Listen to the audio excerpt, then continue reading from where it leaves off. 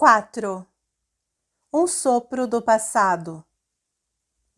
Por mais acostumado que estivesse a se trocar dentro da van de alguém ou dentro do banheiro dos homens de um pub, o pequeno cubículo dos fundos reservado ao uso pessoal de Roger parecia especialmente luxuoso.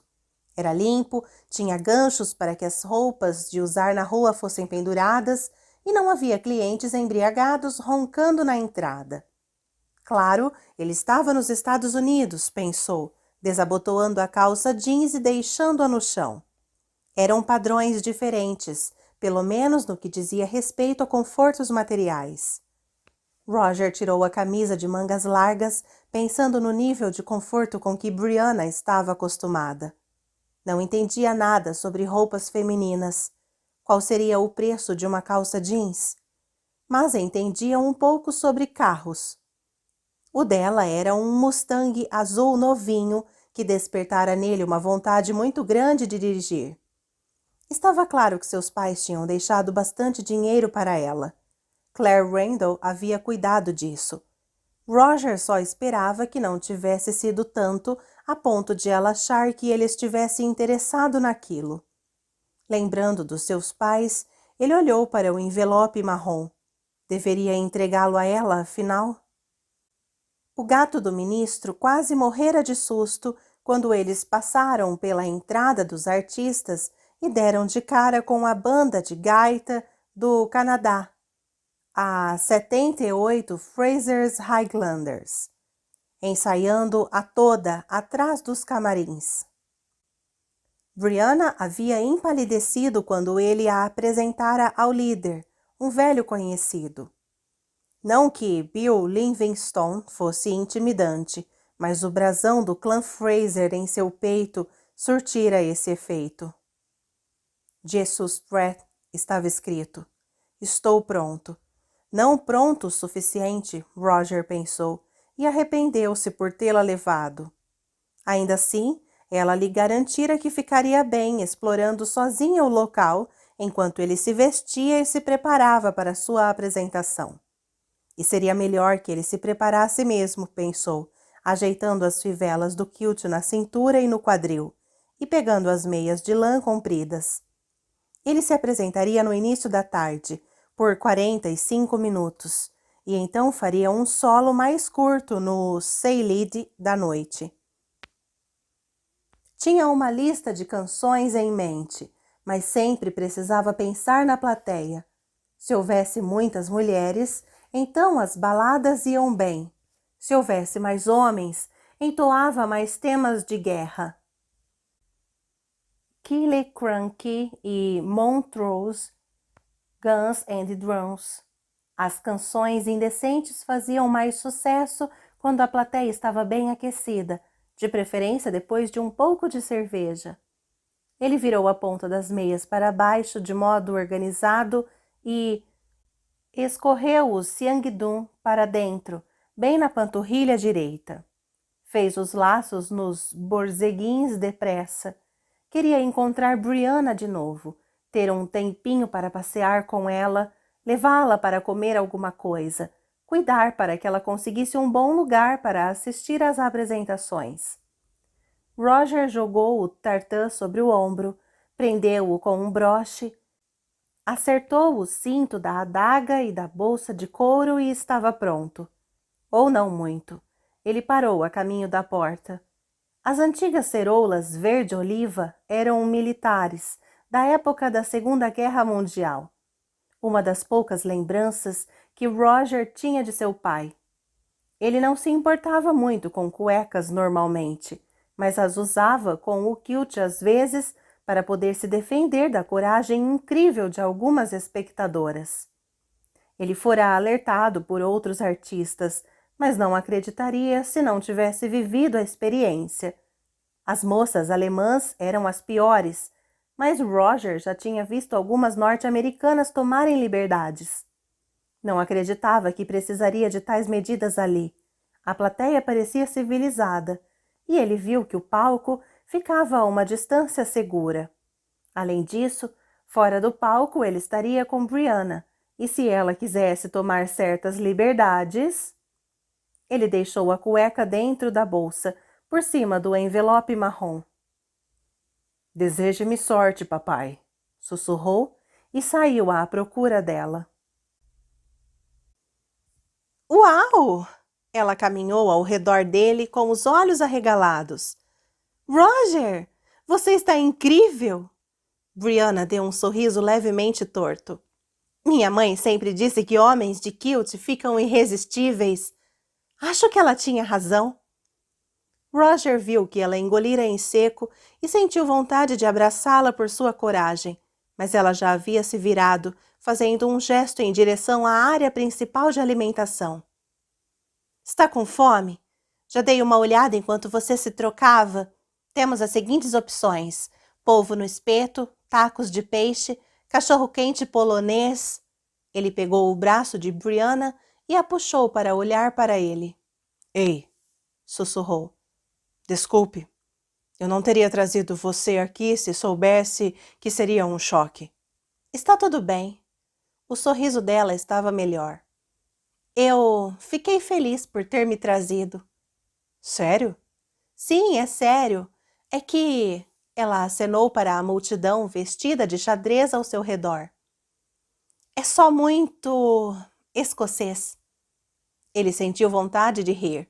Nada podia ser menos parecido com a Escócia do que aquela mistura de bugigangas para turistas e a divulgação cara de pau de tradições meio corretas. Ao mesmo tempo, ela tinha razão. Era unicamente escocês. Um exemplo do velho talento dos escoceses para sobreviver. A habilidade de se adaptar a qualquer coisa e lucrar com isso. Ele a abraçou naquele momento. Seus cabelos tinham cheiro de limpos, como grama fresca, e Roger sentiu o coração de Brianna batendo pela camiseta branca que ela vestia. Você também é escocesa, você sabe, disse ele no ouvido dela e se afastou. Os olhos dela ainda brilhavam, mas agora com uma emoção diferente, pensou ele. Acho que você tem razão, disse ela e sorriu de novo. Um bom sorriso.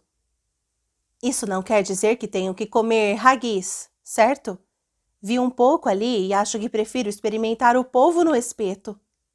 Ele pensou que ela estava brincando, mas não estava.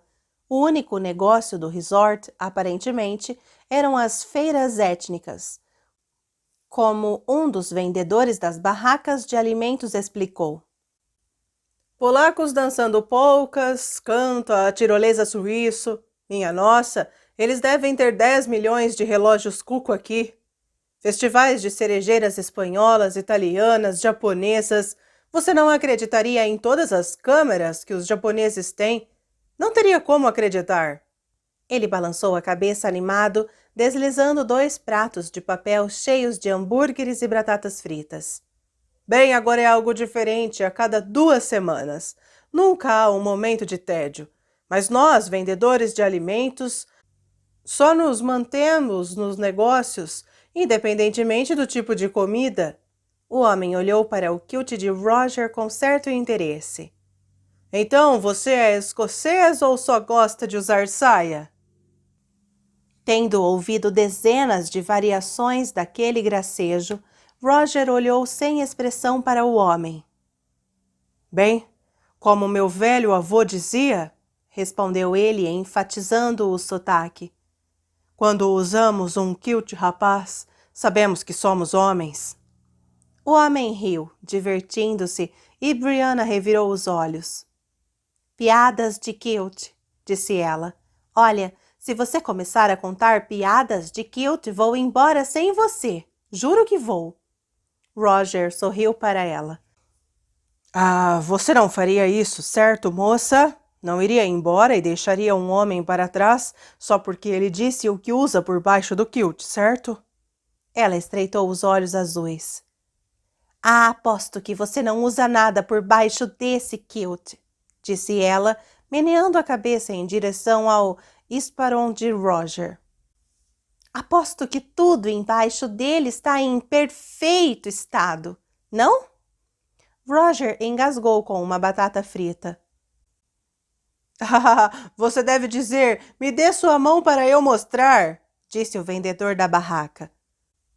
Cara, aprendi essa uma vez e a ouvi 100 vezes esta semana.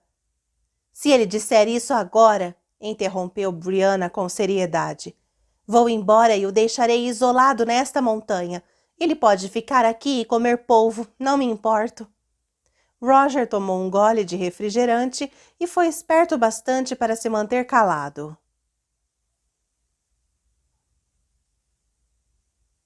Houve tempo para eles andarem entre os corredores de barracas que vendiam de tudo, desde gravatas de tartã a flautas, peças de prata, mapas dos clãs da Escócia, caramelos e biscoitos amanteigados, abridores de cartas no formato da espada Claymore, bonecos de chumbo dos líderes das terras altas, livros, discos e todos os itens pequenos imagináveis sobre os quais o brasão ou o lema de um clã pudesse ser impresso. Roger não atraía nada além de um breve olhar de curiosidade. Apesar da qualidade superior à da maioria, sua roupa não era estranha ali. Mas a maioria da multidão era formada por turistas, vestidos com shorts e calças jeans, com algumas peças xadrez aqui e ali. Por que Mackenzie? Perguntou Brianna ao parar perto de uma vitrine de chaveiros com brasões de clãs. Ela tocou um dos discos de prata no qual se lia Lucio non uro, o lema em latim marcado ao redor de uma imagem que lembrava um vulcão. Wakefield não parecia suficientemente escocês? Ou você achou que o pessoal em Oxford não gostaria que você fizesse isso? Ela fez um gesto para o ambiente ao redor deles. Roger deu de ombros. Em parte isso, mas é o nome da minha família também. Meus pais foram mortos durante a guerra e meu tio-avô me adotou. Ele me deu o nome dele, mas fui batizado Roger Jeremiah Mackenzie. Jeremiah. Brianna não riu alto, mas a ponta de seu nariz enrusbeceu porque ela tentou se controlar. Como o profeta do Antigo Testamento. Não ria, disse ele, segurando o braço dela. Recebi o nome de meu pai, ele era chamado de Jerry. Minha mãe me chamava de Jenny quando eu era pequeno. Velho nome de família. Afinal, poderia ser pior. Eu poderia ter sido batizado Ambrose ou Conan. Ela riu sem conseguir se segurar. Conan! Um nome celta perfeitamente bom antes de os escritores se aprimorarem dele. Bom, Jeremy parece ter sido a escolha da maioria por um bom motivo. Qual seria? Eles se viraram e seguiram lentamente de volta ao palco, onde um grupo de menininhas sérias faziam a coreografia das terras altas de modo muito bem ensaiado. Ah, é uma das histórias que papai, o reverendo, eu sempre o chamava de papai. Bem, ele costumava me contar isso enquanto mostrava minha árvore genealógica e apontava as pessoas nela. Ambrose Mackenzie, esse é seu bisavô, Rogge. Ele foi um barqueiro em Dungwall. E esta é a Mary Oliphant. Eu conheci a sua bisavó, Oliphant, já contei? Viveu até os 97 e estava muito lúcida até o suspiro final. Era uma mulher maravilhosa. Ela se casou 6 vezes. Todos morreram de causas naturais, ela me garantiu. Mas só coloquei Jeremy Mackenzie aqui, já que ele foi seu ancestral, o único de quem ela teve filhos. Eu me surpreendi com isso. Perguntei a ela e ela fechou os olhos e assentiu para mim, dizendo: um velho provérbio gaélico, melhor uma lagosta do que nenhum marido. Ela disse que alguns serviam para casar, mas Jeremy era o único rapaz belo bastante para levá-la para a cama todas as noites. O que será que ela dizia aos outros? Perguntou Brianna pensativa. Bem, ela não falou que não dormia com eles de vez em quando, respondeu Roger. Mas não toda noite. Uma vez basta para engravidar, disse Brianna. Ou foi isso que minha mãe garantiu na minha aula de saúde no ensino médio. Ela fazia desenhos de espermatozoides no quadro negro, todos correndo em direção a um óvulo enorme com olhares lascivos. Ela corou de novo, mais claramente por estar se divertindo, não por ter se lembrado de algo ruim.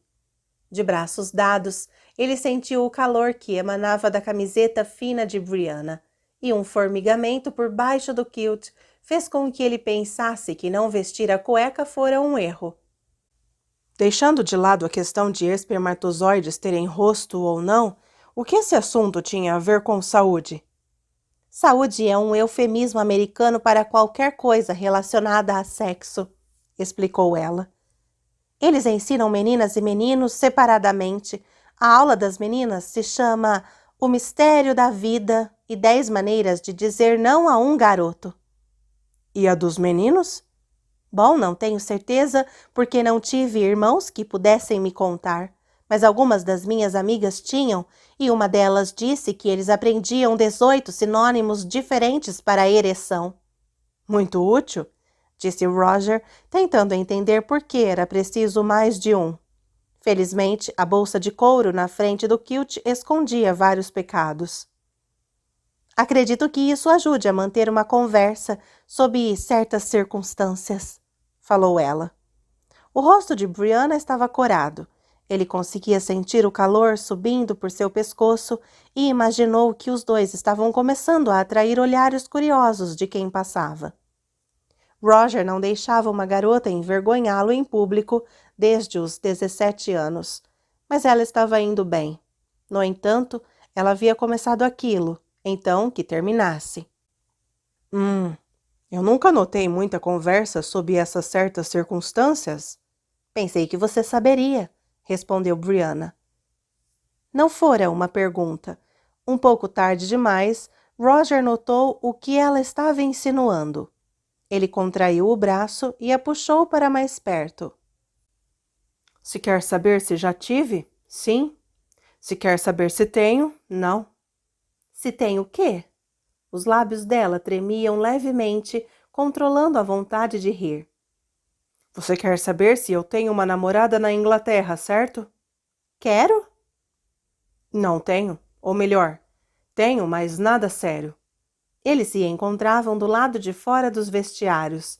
Estava quase na hora de pegar os instrumentos. Ele parou e se virou para olhar para ela. E você? Tem alguém? Ela era alta o suficiente para olhar nos olhos dele e estava perto bastante para seus seios resvalarem no antebraço de Roger quando se virou para encará-lo. O que foi que sua bisavó disse? Melhor uma lagosta do que nenhum marido. Isso, bem, melhor ter uma lagosta do que nenhum namorado. Ela ergueu a mão e tocou o broche dele. Então sim, há pessoas com quem saio, mas não tenho um rapaz belo ainda. Ele segurou os dedos dela e os levou aos lábios. Dê tempo ao tempo, moça, disse Roger, e eles se beijaram. A plateia estava incrivelmente calada, nem um pouco parecido com um show de rock. Claro, eles não podiam fazer barulho, pensou ela. Não havia guitarras nem amplificadores, só um pequeno microfone em uma base. Mas algumas coisas não precisavam ser amplificadas. Seu coração, por exemplo, martelava em seus ouvidos. Aqui, dissera ele, saindo de repente do vestiário com o violão e o tambor. Roger lhe entregara um envelope marrom. Encontrei isto ao arrumar uns velhos papéis de meu pai em Inverness. Pensei que talvez você as quisesse. Ela percebeu que eram fotografias, mas não as olhou de cara. Sentou-se com elas queimando seus joelhos, assistindo à apresentação de Roger. Ele era bom, mesmo distraída, percebeu isso. Tinha uma voz grave de barítono e sabia como usá-la, não apenas em termos de tom e melodia. Roger tinha a verdadeira habilidade de um artista de afastar a cortina entre cantor e plateia, de olhar para a multidão, de olhar nos olhos de alguém e deixar que a pessoa visse o que havia entre as palavras e a música. Ele havia começado com The Road to the Isles, uma canção rápida e animada na qual as pessoas acompanhavam batendo palmas num refrão empolgante, e quando a coisa esfriou, depois da música, deu continuidade com The Gallagher Hills e uma bela passada a The Lewis Brothers Song, com um refrão adorável e cadenciado em gaélico. Ele deixou a nota final terminar em Viher Mio e sorriu diretamente para ela, pensou Brianna. E aqui vai uma de 1745, disse ele. Esta é uma famosa batalha de Prestonpans, na qual o exército de Charles Stuart combateu uma força inglesa muito maior sob o comando do general Jonathan Cope. A plateia murmurou em reconhecimento. Estava claro que, para muitos, a canção era uma velha favorita, e logo se calaram quando Roger dedilhou o início.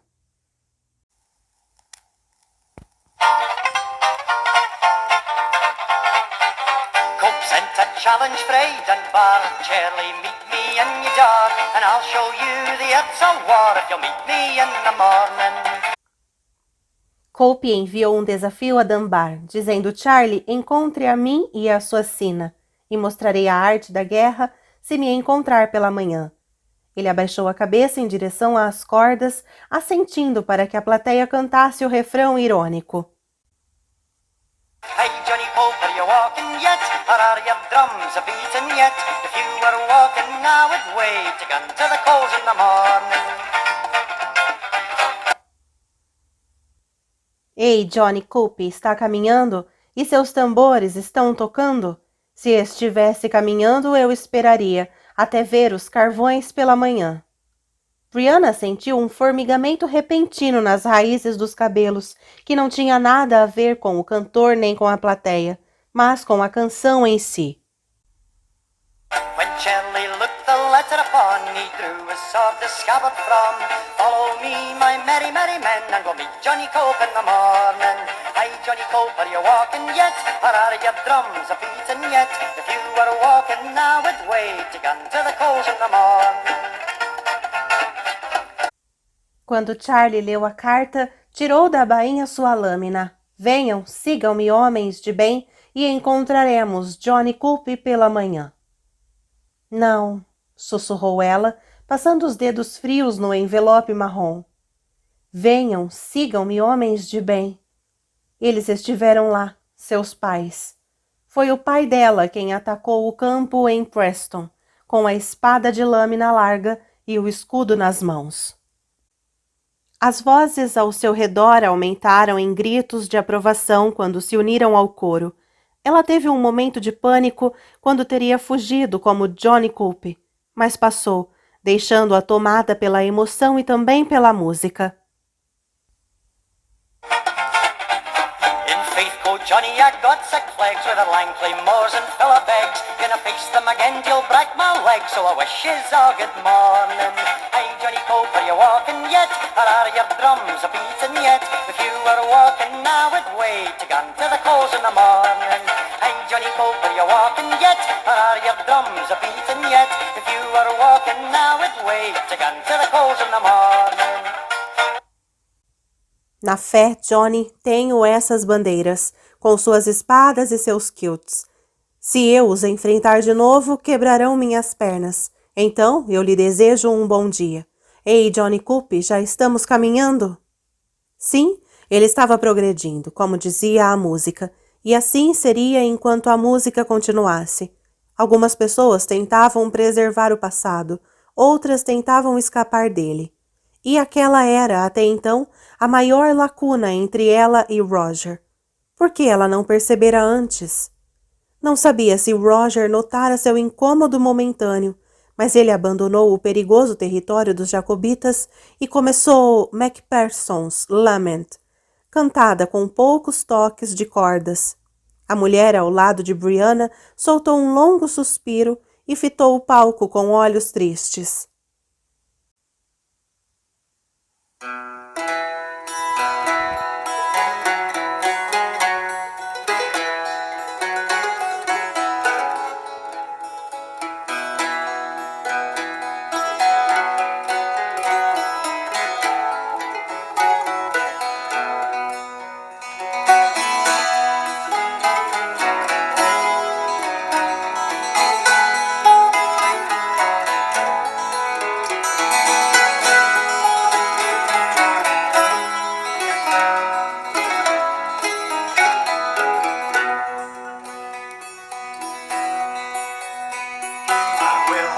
ye dungeons dark and strang.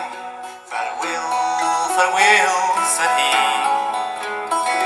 Macpherson's time will not be lang on yonder gallows tree. Say wantonly and say wantonly and say dauntonly get he. He played a tune and danced around on the gallows tree. Now some come here to see me die, and some to hear my fiddle. But the Thornton's I will carry her, I'll brag her down the middle. Say Rantallee and say wantonly and say dauntonly is he. He played a tune and he danced around below the gallows tree. So he took his fiddle, I breathed his horns, and dragged it to the stake, saying, "Nether horns shall play on thee when I am dead and gay." Say Rantallee and say wantonly and say dauntonly get he. He played a tune and he danced around below the gallows tree.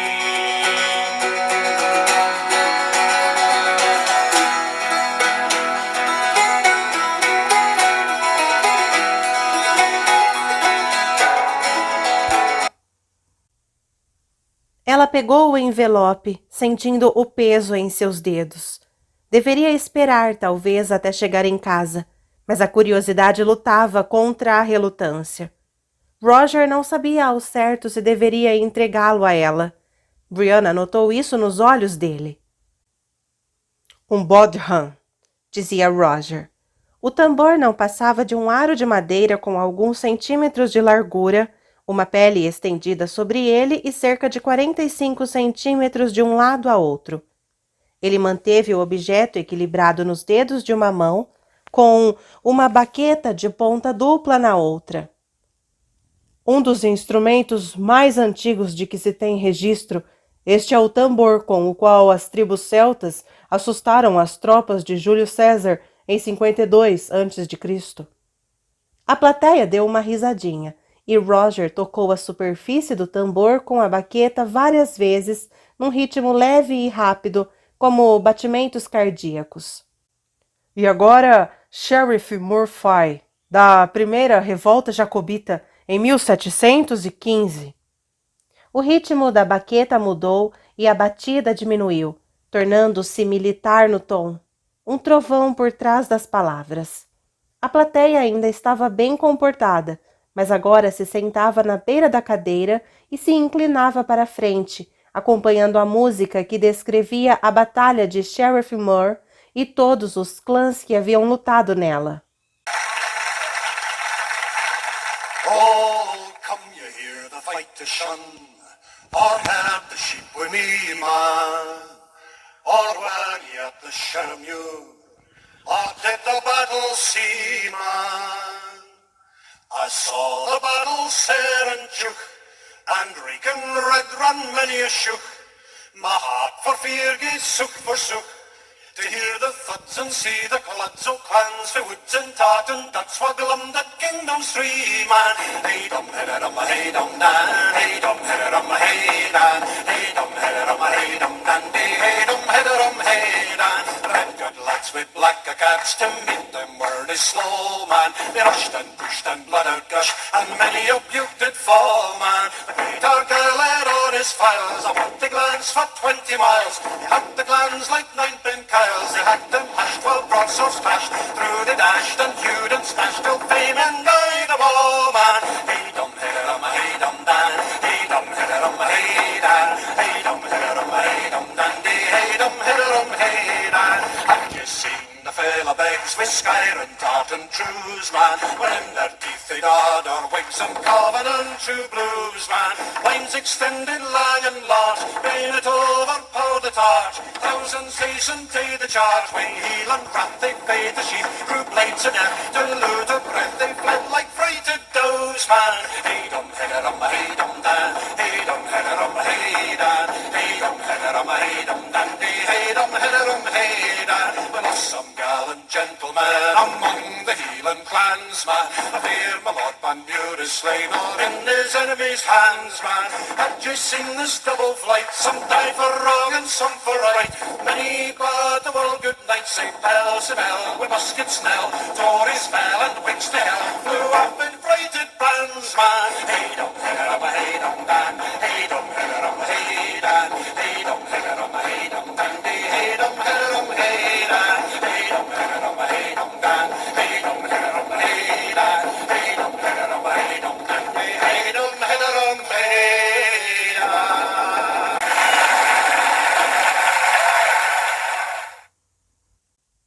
Quando a música terminou, ela colocou os dedos dentro do envelope e tirou um monte de fotografias. Fotos antigas em preto e branco que já tinham ganhado um toque amarronzado.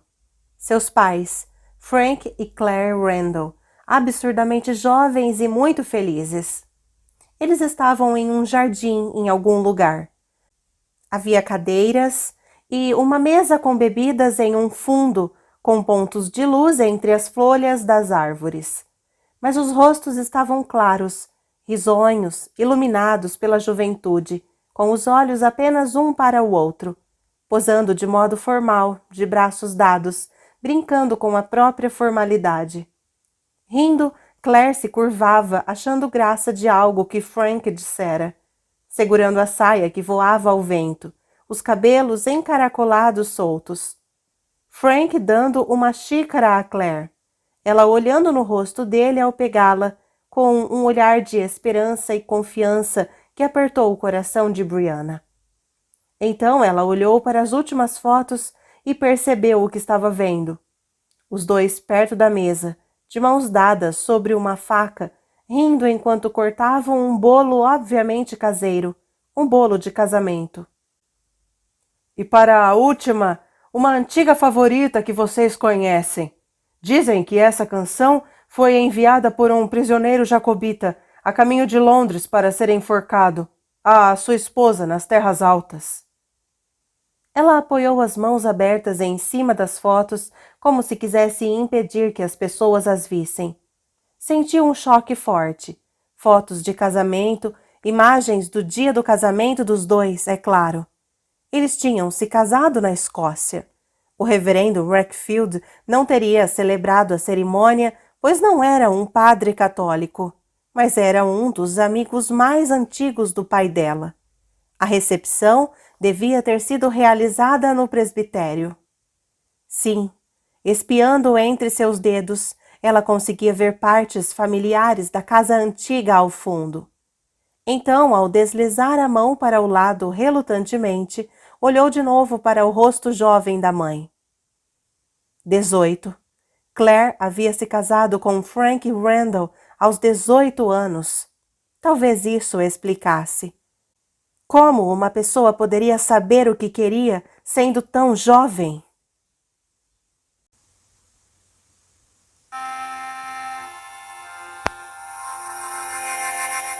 Oh, whither away, my bonny May? Sae late and sae far, in the gloaming. The mist gathers grey o'er moorland and brae. Oh, whither safe are ye roaming? Oh, you'll take the high road and I'll take the low. I'll be in Scotland before ye, for me and my true love will never meet again by the bonny, bonny banks all of Lomond. Oh, weel may I weep for yestreen in my sleep. We stood bride and bridegroom together, but his arms and his breath were as cold as the death, and his head's blood ran red on the heather. I trusted my ain love last night in the broom. My Donald while loves me sae dearly, for the morrow he will march for Edinburgh town. They beg for his king and Prince Charlie.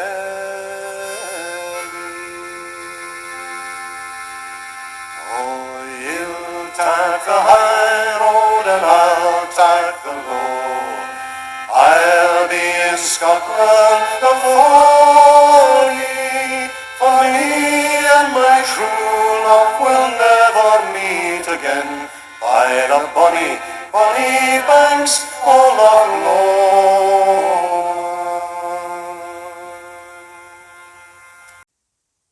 Às belas margens e às belas encostas, onde o sol brilha intensamente no lago Lomond, onde eu e meu amor verdadeiro nunca mais iremos. Mas Claire tivera certeza, ou assim pensara. As sobrancelhas grossas e claras e a boca delicada não deixavam dúvidas. Os olhos grandes e luminosos estavam fixos em seu novo marido, sem sinal de reserva ou erro. E ainda assim... Mas eu e meu amor verdadeiro nunca mais nos veremos às belas margens do lago Lomond. Sem notar que pisava nos pés de algumas pessoas, Brianna saiu do meio da multidão e correu, antes que alguém visse suas lágrimas. Posso ficar com você durante parte do chamado dos clãs? Disse Roger. Mas tenho coisas para fazer no fim, então terei que deixá-la.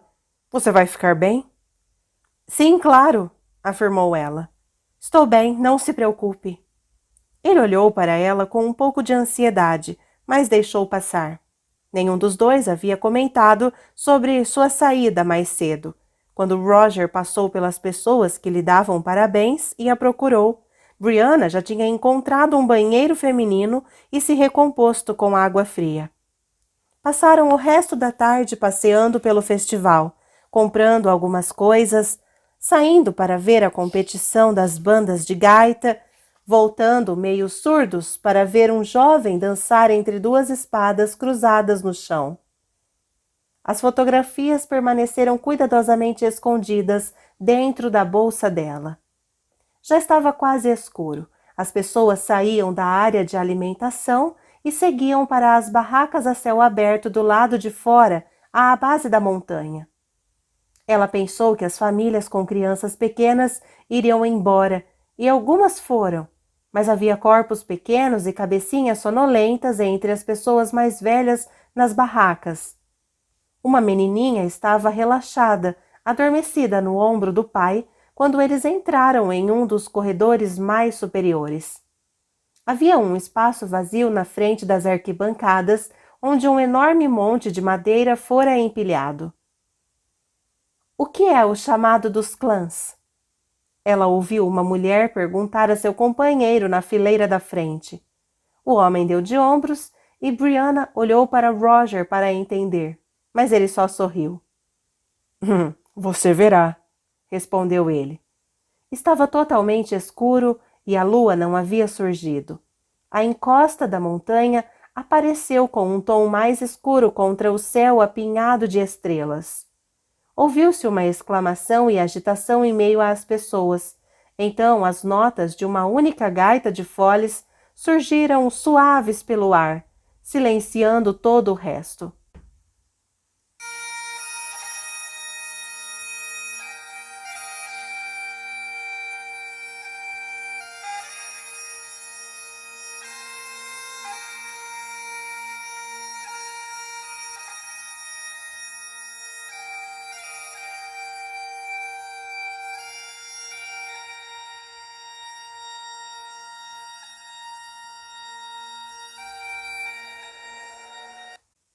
Um ponto de luz apareceu perto do topo da montanha.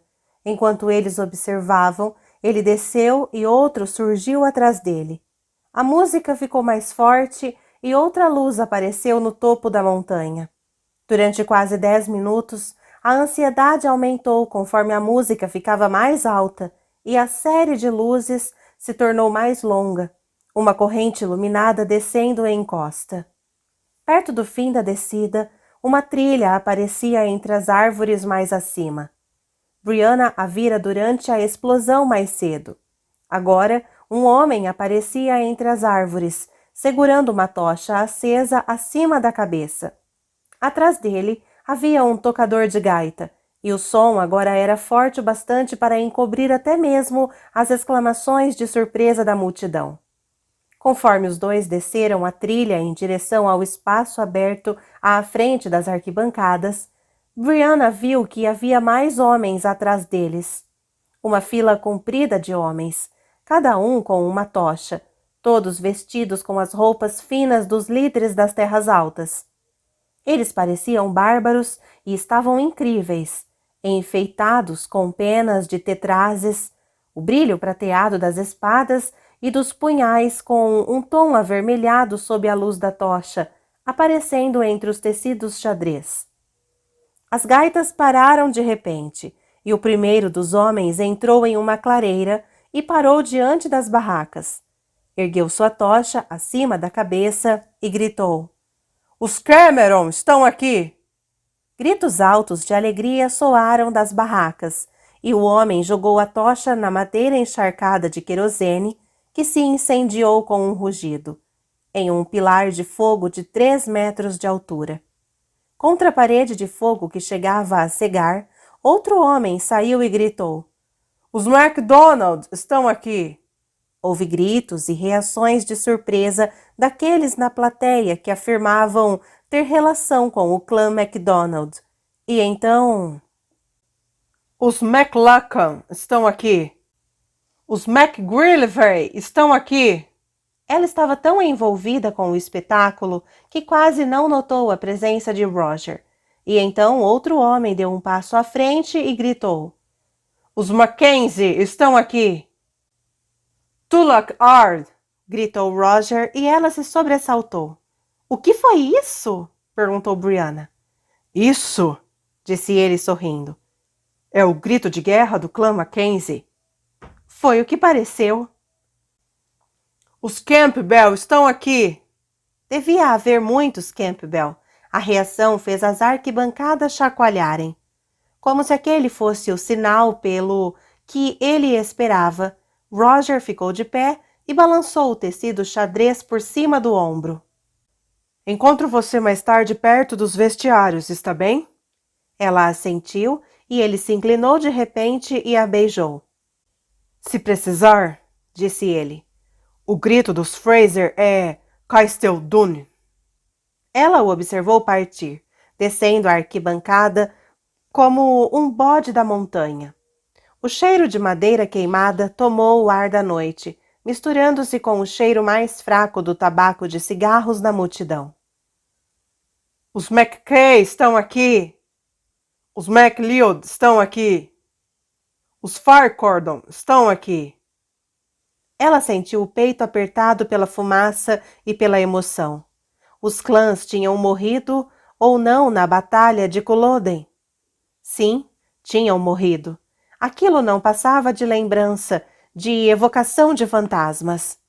Nenhuma das pessoas que gritavam de modo tão entusiasmado era parente, nenhuma delas ainda vivia como escocesa.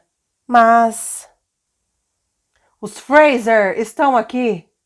O pânico tomou conta de Brianna e ela segurou com força a alça da bolsa. Não, pensou ela. Ah, não, não estou. Então o momento passou e ela pôde respirar de novo, mas ainda sentia a adrenalina fervendo no sangue. Os Graham estão aqui. Os Innes estão aqui. Os Ogilvy, os Lindsay, os Gordon, e então, finalmente, os ecos do último grito desvaneceram. Brianna segurou a bolsa no colo com força, como se quisesse evitar que seu conteúdo escapasse como o gênio da lâmpada. Como ela poderia? Pensou. E então, ao ver Roger aparecer à luz, com fogo na cabeça e o Bordham na mão, pensou de novo. Como ela poderia evitar? 5. 200 anos desde ontem. Você não está usando seu kilt. Os lábios de Gayle se entortaram numa demonstração de desapontamento. Século errado, disse Roger sorrindo para ela. Muito antiquado para o Moonwalk. Você precisa me ensinar a fazer isso. Ela colocou o peso na planta dos pés, inclinando-se em direção a ele. Fazer o quê? Enrolar os R's desse jeito. Ela franziu o senho e fez uma tentativa, parecendo um barco a motor em marcha lenta. Maravilhoso, disse ele tentando não rir. Continue, a prática leva à perfeição. Bom, você trouxe o violão, pelo menos. Ela ficou na ponta dos pés tentando olhar atrás dele. Ou aquele tambor bacana?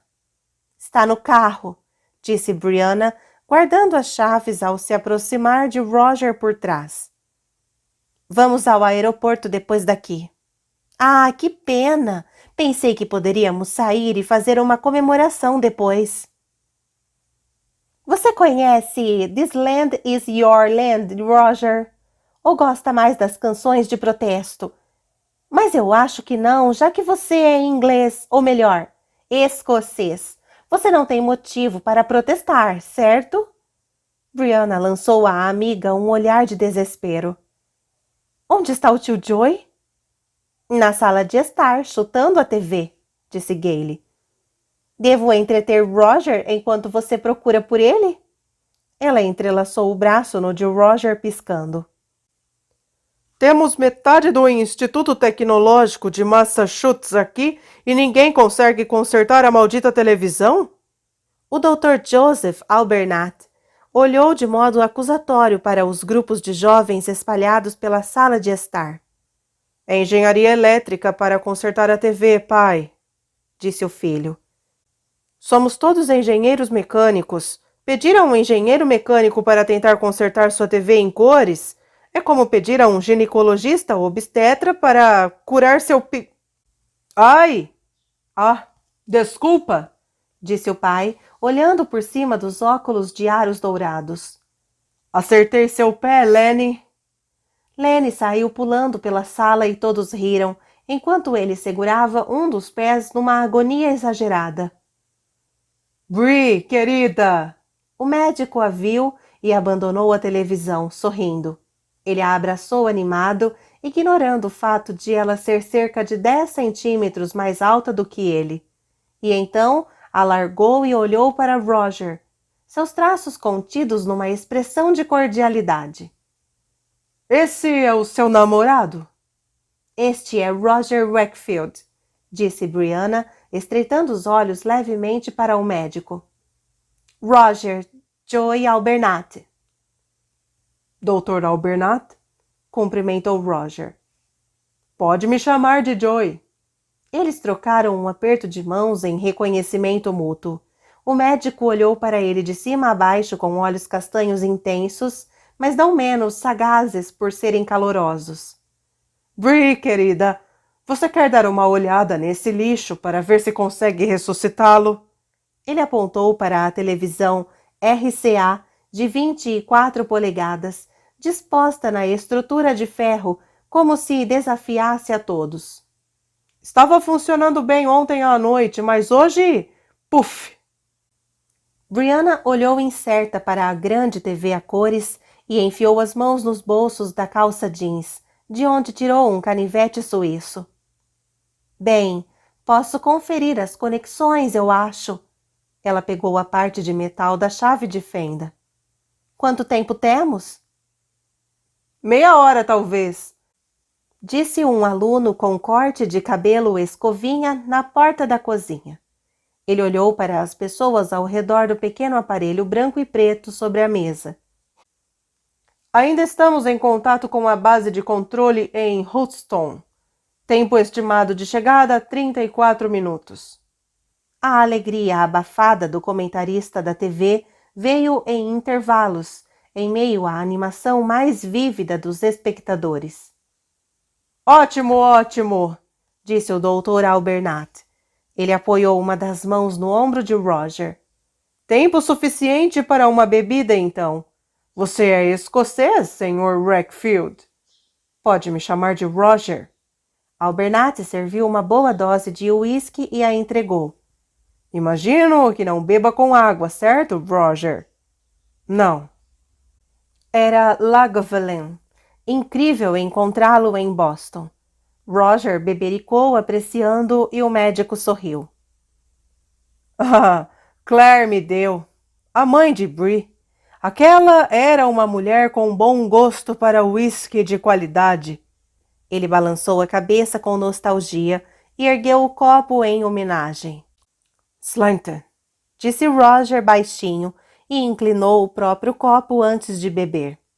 Albernat fechou os olhos para aproveitar em silêncio. Roger não soube dizer se ou o uísque ou a lembrança da mulher. Água da vida, não? Acredito que isso poderia ressuscitar os mortos. Ele devolveu a garrafa ao armário das bebidas com mãos reverentes. O que Claire havia contado a Albernat? O suficiente, Roger imaginou. O médico pegou seu copo e olhou para ele como se o avaliasse. Já que o pai de Bree está morto, acho que posso fazer as honras. Temos tempo para amenidades ou devemos ir direto ao ponto? Roger ergueu uma sobrancelha. Suas intenções, explicou o médico. Ah, estritamente respeitáveis? É mesmo. Telefonei para Bree ontem à noite para saber se ela viria hoje. Ela não atendeu. Nós fomos a um festival celta nas montanhas. Sei. Telefonei de novo às 11 da noite e à meia-noite. Não atendeu. Os olhos do médico ainda estavam sagazes, mas bem menos calorosos. Ele pousou o copo com um leve clique. Bree está sozinha, disse ele, e vive sozinha. E é adorável. Eu não gostaria de ver ninguém se aproveitando disso, Sr. Wakefield. Nem eu, Dr. Albernat. Roger bebeu tudo de uma vez e colocou o copo na mesa com força. O calor subiu por suas faces e não era devido ao Lagavulin. Se o senhor acha que eu... Aqui é Houston, ouviu-se pela televisão. Base Tranquilidade. Teremos pouso em 20 minutos. As pessoas da cozinha vieram depressa, balançando garrafas de refrigerante e comemorando. Brianna, corada pelo esforço que fazia, estava rindo e recebendo os parabéns enquanto guardava o canivete. Albernat posou uma mão no braço de Roger para chamar sua atenção. Ouça o que digo, Sr. Wakefield, advertiu Albernat. A voz baixa para não ser ouvido pelos outros. Não quero ouvir que você fez essa menina infeliz. Nunca. Roger afastou o braço com cuidado. O senhor acha que ela parece infeliz? Perguntou ele, do modo mais educado que conseguiu. Não, respondeu Albernat, apoiando o peso do corpo nos calcanhares, enquanto olhava para ele com intensidade. Pelo contrário. É como ela está hoje que me faz pensar que talvez eu devesse lhe dar um soco no nariz, pelo pai dela. Roger não conseguiu deixar de olhar para ela. Era verdade. Brianna tinha olheiras, mechas de cabelo se soltavam de seu rabo de cavalo e a pele brilhava como a cera de uma vela acesa. Ela parecia uma mulher que tivera uma longa noite e a aproveitara bastante. Como se fosse um radar, ela virou a cabeça e olhou para ele por cima da cabeça de Gale. Continuou conversando com a amiga, mas com os olhos grudados nele. O médico pigarreou alto. Roger parou de olhar para ela e viu Albernat olhando para ele com a expressão pensativa. Ah! Falou o médico num tom diferente. Desse jeito, é? O primeiro botão da camisa de Roger estava aberto, mas ele se sentia como se estivesse usando uma gravata apertada demais. Olhou diretamente nos olhos do médico. Sim, afirmou Roger. Desse jeito. Dr. Albernat pegou a garrafa de Lagavulin e encheu os 2 copos.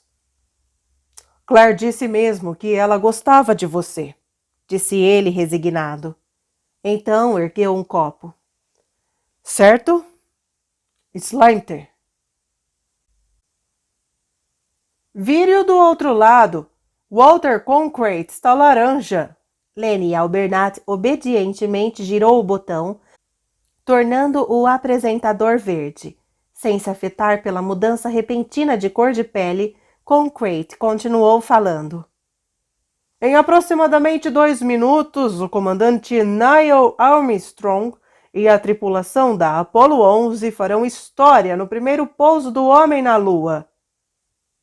A sala de estar estava escura e repleta de gente, e todo mundo prestava atenção na televisão grande, enquanto a gravação voltava a transmitir o lançamento da Apollo. Estou impressionado, disse Roger no ouvido de Brianna. Como conseguiu consertar?